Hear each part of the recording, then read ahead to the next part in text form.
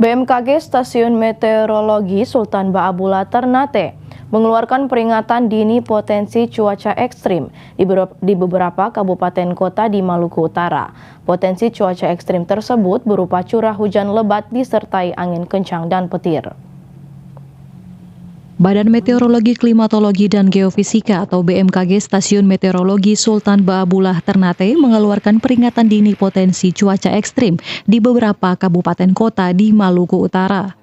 Potensi cuaca ekstrim tersebut bisa terjadi 3 hari ke depan, yakni pada tanggal 12 hingga 14 Oktober 2022.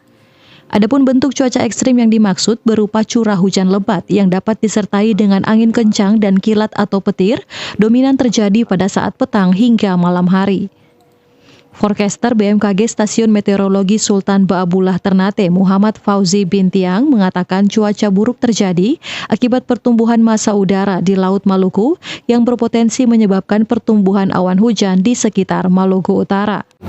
Untuk kondisi cuaca Maluku Utara 3 hari ke depan masih dipengaruhi oleh pertemuan dan blokan massa udara di sekitar Laut Maluku yang mana mengakibatkan adanya potensi pertumbuhan awan hujan di sekitar Maluku Utara. Kemudian untuk cuaca Maluku Utara 3 hari ke depan didominasi berawan hingga hujan ringan, kemudian ada potensi hujan lebat disertai petir.